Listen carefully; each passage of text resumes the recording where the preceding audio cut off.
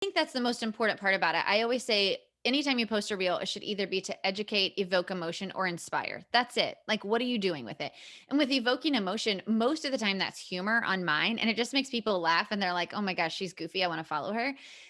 But with our blush brand, most of the time, the emotion we're trying to evoke is we want a bride to feel the emotion of the wedding day. So we might have like a groom crying at the first look, and you can get that so much better out of a reel. Like, it's just iPhone footage from one of our planners versus a photo. Uno, dos, tres.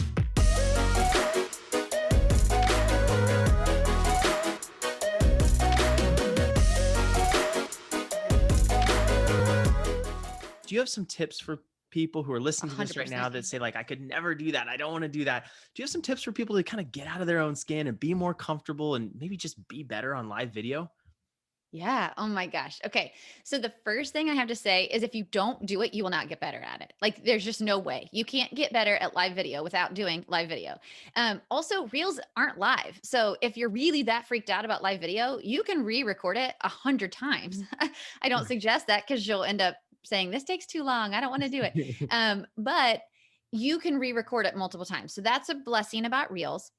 I will say, one of the really cool things about reels for me is that I am a fairly buttoned up professional person. Like my blush brand, 11, even my coaching brand, I typically am conservative, and I feel like I'm very professional. Like, I don't let a whole lot of, like, weirdness come into my platform.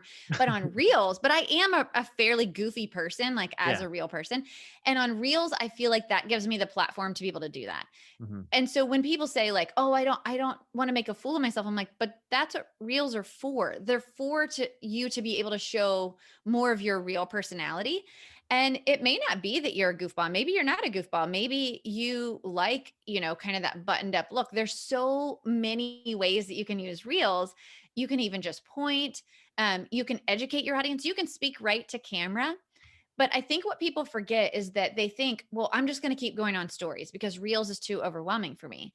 But here's the thing: stories only get shown to the people that already follow you, which isn't really that helpful. I mean, it's great. Like, you do want to show up on stories and you want to, nurture the audience that you have. But if you're trying to expand your audience, and I hear this from wedding pros literally every single day, they're like, how do I grow my reach? How do I grow my reach? I'm like, can I scream this any louder? Like, reels are being favored on the algorithm on Instagram so much right now. All you have to do is make a reel. I promise you, it's going to start drawing people in. And then they do it and they're like, oh my gosh, it worked. I'm like, I know. You're like, I've So been I telling think, you. I know. So I think just remembering that reels are meant to not be taken seriously. Like, if you look like a goofball, who cares? And I just like I kind of said earlier, go to my reels tab and scroll to the bottom. You guys will be shocked at how terrible they are.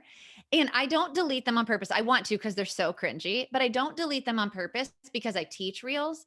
And Mhm. I want people to be able to see that, like, you do get progressively better, but you just got to do it. And then you'll start thinking like, I didn't love that. And you can always archive it. Like, if there's something that's terrible, you can archive it, later. But I think it's great to just start, just get in the game, just start. And the organic reach from reels right now it's shocking. It's shocking. I love it. Awesome. Okay, so I'm gonna have to get on reels right away because I have done absolutely zero reels. I know. What? I know. I'm breaking your heart. I know. You are breaking my heart. I I'm hate dying. admitting that, but yeah, we've done exactly zero reels, and there's really no excuse. I mean, I have multiple Instagram accounts that I could be doing reels on.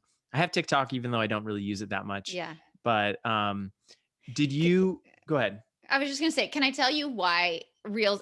So, like, people say, "Oh, it's just like TikTok, and TikTok overwhelms me." I did TikTok too for 30 days. It didn't work. The reason that I love reels so much is because you're already on Instagram. You're already nurturing that audience. So if you go to TikTok, you have to build a whole new audience.